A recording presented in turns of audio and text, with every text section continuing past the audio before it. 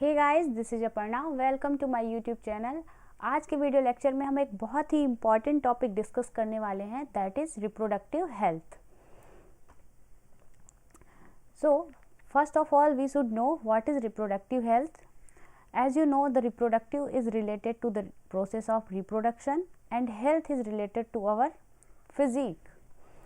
So guys, health का जो term है उसको हम सिर्फ बीमारी से रिलेट ना करें, तो इसकी डेफिनेशन जो है WHO के द्वारा क्या दी गई है, वर्ल्ड हेल्थ ऑर्गेनाइजेशन के द्वारा, a state of complete physical, mental and social wellbeing. सिर्फ ये फिजिकल हेल्थ से रिलेटेड नहीं है. हेल्दी मतलब एक पर्सन हेल्दी तब माना जाएगा जब वो फिजिकली हेल्दी हो, मेंटली हेल्दी हो एंड सोशल वेलबीइंग हो, उसका जो सोशल में कंडक्ट करने का तरीका है वो भी हेल्दी हो, तब वो पर्सन हेल्दी माना जाएगा. अगर फिजिकली वो सिर्फ फिट है तो उसको आप डिजीज़ फ्री कह सकते हैं, that is not a healthy person. Okay, it says it is not merely the absence of disease or infirmity in all matters related to reproductive system and to its process and functions. WHO क्या कहता है कि reproductive health का मतलब सिर्फ ये नहीं है कि उस व्यक्ति को कोई डिजीज़ नहीं है या फिर उसको रिप्रोडक्शन से रिलेटेड कोई प्रॉब्लम नहीं है, उसकी फंक्शनिंग में कोई प्रॉब्लम नहीं है, उसकी प्रोसेस में कोई प्रॉब्लम नहीं है. अगर एक व्यक्ति फिजिकली, मेंटली और सोशल ही हेल्दी है तभी वो व्यक्ति हेल्दी माना जाएगा. ओके, अब रिप्रोडक्टिव हेल्थ से रिलेटेड आपको कुछ बातें, आप सिंपली रिप्रोडक्टिव हेल्थ को रिलेट कर सकते हैं कि reproductive health simply implies that people are able to have a safe and satisfying sex life and that they have to capability to reproduce and the freedom to decide if, when and how often to do so. उनको पूरी तरह से freedom होनी चाहिए कि वो कब अपनी फैमिली प्लानिंग करना चाहते हैं और कितने महीने का गैप रखना चाहते हैं, या ये सारी बातें इसमें इंक्लूडेड होती हैं. ओके, अब इसको आप इनकरेज कैसे कर सकते हैं कि हर व्यक्ति रिप्रोडक्टिव हेल्थ उसकी सही हो. तो बस किसी भी चीज़ में इम्प्रूवमेंट का एक ही सोर्स है, नॉलेज. जो टैबूज बने हुए हैं उनको हटा करके और एम्पावरमेंट कर सकते हैं आप थ्रू नॉलेज. अब किस किस फील्ड में इस चीज़ का नॉलेज होना चाहिए? फर्स्ट ऑफ ऑल प्लानिंग होनी चाहिए प्रेगनेंसी की. जो कपल है वो कब ऑफस्प्रिंग चाहता है अपना, ये प्रॉपर प्लान करके करे. किसी दोस्त के, किसी फैमिली प्रेशर में प्लानिंग वो बच्चे के लिए ना करे. जब वो मेंटली तैयार हो, कैपेबल हो इकोनॉमिकली, तभी वो प्लानिंग करें प्रेगनेंसी की. नेक्स्ट है सपोर्टिंग चॉइस ऑफ कॉन्ट्रासेप्शन. जो कॉन्ट्रासेप्शन है उसकी जो चॉइसेस हैं उसको वो, उसके पास ऑप्शंस हैं उसके बारे में अवेयर होना चाहिए उसको. Improving pre conception care. जो फीमेल की जो हेल्थ है कॉन्सेप्शन के बाद उनमें जो चेंजेस आते हैं हार्मोनल, उससे पहले उसको मेंटली तैयार होना चाहिए. नेक्स्ट है realising reproductive health rights and equality. उनको इस बात की अवेयरनेस होनी चाहिए कि जो रिप्रोडक्टिव हेल्थ है, इक्वालिटी है, क्या उनके नॉर्म्स हैं जिनको ओबे करना चाहिए, किस हद तक करना चाहिए, ये सारी बातें उनको अच्छे से पता होना चाहिए. और सबसे इम्पॉर्टेंट बात, children by choice not by chance. By mistake offspring ना लाएं इंडिविजुअल. इस अर्थ पर उनकी चॉइस होनी चाहिए चिल्ड्रेन को कि कब वो ऑफस्प्रिंग चाहते हैं, एक प्रॉपर प्लानिंग के साथ.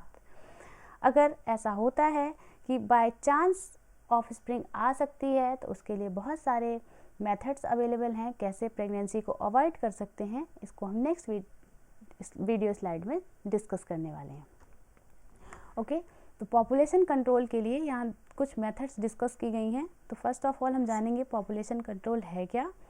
The regulation of conception of by preventive measures or devices to control the number of offspring. ऐसे प्रिवेंटिव मेथड्स जिनके थ्रू या ऐसी डिवाइसेस जिनके थ्रू आप ऑफस्प्रिंग के नंबर्स में कंट्रोल कर सकते हैं वो कहलाती हैं पॉपुलेशन कंट्रोल, या इसी को आप बोलते हैं बर्थ कंट्रोल. ये मेथड्स हो सकती हैं. फर्स्ट है बैरियर मेथड. इसमें हम डिस्कस करेंगे अभी वन बाय वन सारे मेथड्स को. सेकेंड हो सकती है chemical method. Third is IUCD. Fourth is surgical method and the five and last one is natural method. चलिए डिस्कस करते हैं बैरियर मेथड को. बैरियर मेथड क्या है? These are physical devices to prevent the entry of sperm in the female genital tract during copulation. जब male and female की mating होती है, मेल फीमेल की मेटिंग के समय या कपुलेशन होता है जब, तो ये ऐसी डिवाइसेस हैं, बैरियर मेथड में आप ऐसे डिवाइसेस को यूज कर सकते हैं जिसके थ्रू जो मेल का स्पर्म है वो फीमेल के जेनाइटल पार्ट में इंटर ना कर सके. For example condom, because these are physical devices. Female condom आता है जिसे आप फेमिडोम भी कह सकते हैं.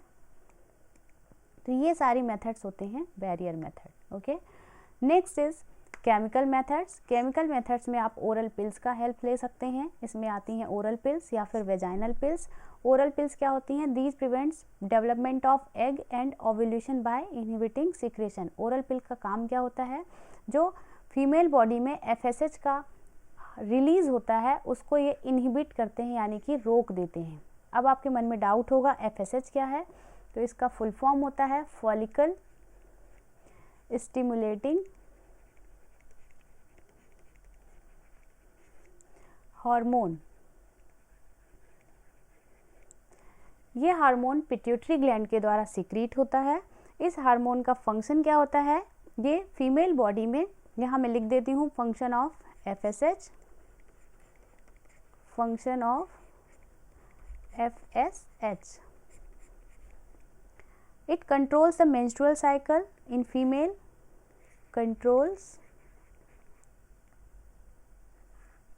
it controls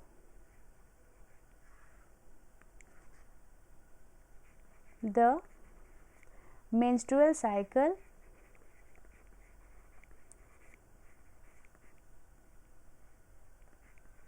in female. And second function है इसका, इट स्टिमुलेट्स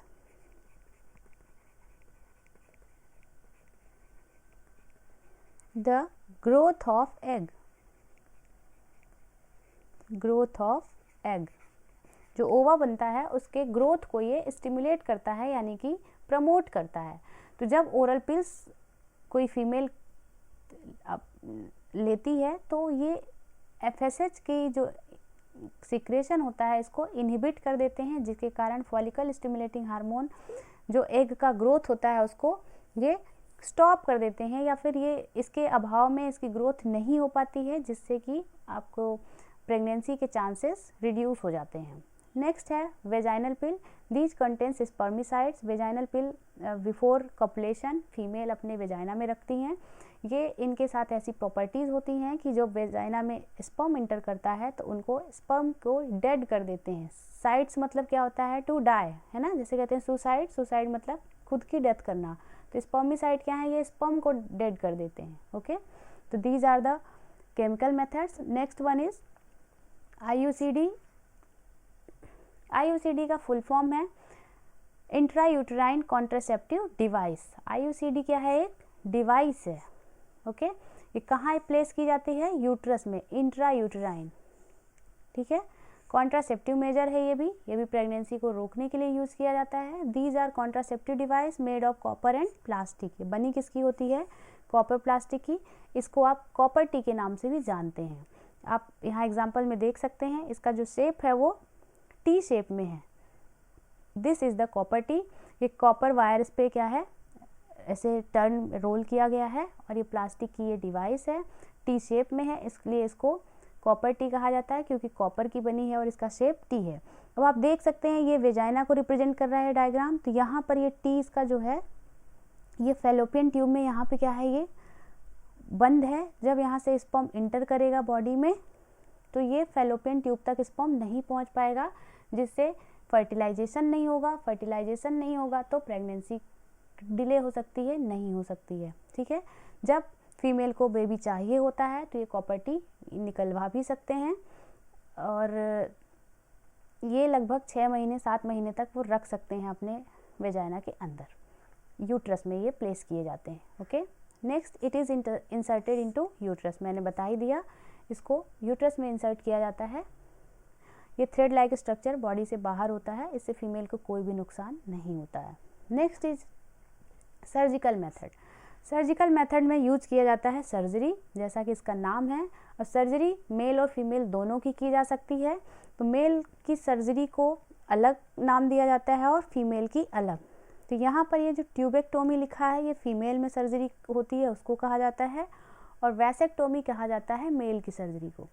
इसे हिंदी में आप नसबंदी के नाम से भी जानते हैं। तो मेल और फीमेल दोनों की नसबंदी होती है। मेल नसबंदी में, जिसको आप वैसेक्टोमी कहते हैं, इसमें क्या करते हैं, removal of small portion of vas deferens bye surgical operation.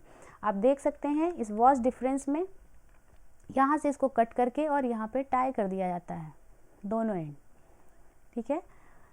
अब स्पर्म कैरी कौन करता था, वास डिफरेंस। अब वास डिफरेंस को जब टाई कर दिया जाएगा तो स्पर्म यहाँ से आगे जा ही नहीं पाएगा, तो यहाँ से रिलीज क्या होगा, जिससे कि प्रेगनेंसी रोका जा सकता है। Next one is tubectomy. Tubectomy में फैलोपियन ट्यूब जो होती है उसको यहाँ पे पिन लाइक स्ट्रक्चर से क्लिप से बंद कर दिया जाता है, आप देख सकते हैं इस डायग्राम में ये। अब गाइज यहाँ ओवर रिलीज होता है और ये इस ट्यूब के थ्रू आता है यहाँ फर्टिलाइज होकर के यूट्रस में। जब ये ट्यूब यहीं पे ब्लॉक कर दी गई तो आगे इसके चांसेस कम हो जाते हैं। सो प्रेगनेंसी यहाँ भी डिले हो जाती है या नहीं हो पाती है। तो सर्जरी के थ्रू मेल और फीमेल दोनों में ये काम किया जा सकता है। Next is natural method. सबसे सुटेबल और सही तरीका, अवॉइड कपुलेशन। नेचुरल मेथड क्या है, कपुलेशन को अवॉइड करें। मेल और फीमेल की जो मीटिंग का टाइम है वो अवॉइड करें जब उनके प्रेग्नेंट होने के चांसेस ज़्यादा होते हैं, यानी कि आफ्टर मेंसेस का जो फर्स्ट वीक होता है वो सेक्स के लिए सिक्योर माना जाता है। तो जो उनका ओव्यूलेशन पीरियड हो उस टाइम पे कपुलेशन को अवॉइड कर सकते हैं। ये भी एक सिक्योर मेथड है without side effect.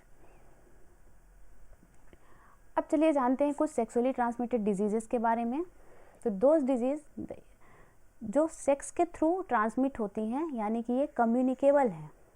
Communicable disease क्या हैं, जो ट्रांसफ़र हो सकें एक इन्फेक्टेड पर्सन से दूसरे पर्सन में। So it is here is the definition, the communicable disease which are spread from infected person to a healthy person by sexual contact. जैसा कि इसका नाम ही है सेक्सुअली ट्रांसमिटेड डिजीज, तो ये सेक्सुअल कॉन्टैक्ट के थ्रू ट्रांसमिट हो सकती हैं। फॉर एग्जाम्पल गोनोरिया, सिफिलिस और एड्स। तो गोनोरिया और सिफिलिस जो है ये बैक्टीरियल डिजीज़ है, बैक्टीरियल। सिफिलिस भी एक बैक्टीरियल डिजीज़ है, लेकिन एड्स एक वायरल डिजीज़ है। ध्यान रखिएगा, ये कॉम्पिटिटिव एग्जाम्स में भी क्वेश्चन पूछ लिए जाते हैं। तीनों ही डिजीज़ हैं जो सेक्सुअल कांटेक्ट के थ्रू फैल सकती हैं। और किसी व्यक्ति को एड्स है इसका ये मतलब नहीं है कि उसने किसी इन्फेक्टेड पर्सन के साथ सेक्स किया है। ये टैबू बहुत हैं, इसके बारे में खुलकर बात की जानी चाहिए। इसके अदर मोड्स भी हो सकते हैं ट्रांसफ़र के, तो चलिए इनको डिस्कस करते हैं। So spread of disease modes क्या क्या हो सकते हैं एसटीडी के। फर्स्ट है unprotected sex with an infected person. Without protection के सेक्स के साथ भी अगर पर्सन इन्फेक्टेड है तो ये डिजीज़ फैल सकती हैं। सेकेंड है sharing needles with the infected person. अगर किसी व्यक्ति को, जैसे इसको एड्स है या फिर गोनोरिया जैसी कोई बीमारी है, अगर उसको वो नीडल लगा हुआ है और उसी सेम नीडल से आप अपने आप को इंजेक्ट कराते हैं तो आपको HIV हो सकता है। Okay, next is transmission from infected mother to foetus. अगर किसी मदर को एड्स या HIV है तो उसके फीटस में ये बीमारी ईजिली कैरी हो सकती है। या फिर किसी इन्फेक्टेड पर्सन का ब्लड अपने अंदर ट्रांसमिट कराते हैं तो भी ये बीमारी हो सकती है। तो यहाँ दो वर्ड यूज हुए हैं HIV और एड्स। इसका मैं फुल फॉर्म बता देती हूँ। HIV का फुल फॉर्म होता है ह्यूमन इम्यूनो डिफिशियंसी वायरस, और एड्स का फुल फॉर्म होता है, इसको लास्ट पेज में मैं बता देती हूँ यहाँ पर ही। एड्स का फुल फॉर्म होता है एक्वायर्ड इम्यूनो डिफिशियंसी सिंड्रोम। तो ये क्वेश्चन कभी कभी कॉम्पिटिटिव एग्जाम्स में भी पूछ लिए जाते हैं। सो आई होप आपको क्लियर होगा। अब इनके प्रिवेंटिव मेथड्स क्या हो सकते हैं, कैसे इनसे बचा जा सकता है, तो इसको डिस्कस करते हैं। फर्स्ट और सबसे सुटेबल तरीका है, इस पर खुलकर बात की जानी चाहिए। लोग जितना अवेयर होंगे उतनी ज़्यादा दिक्कतें कम होंगी। तो खुलकर बात करें, आप गाइडेंस ले सकते हैं डॉक्टर से।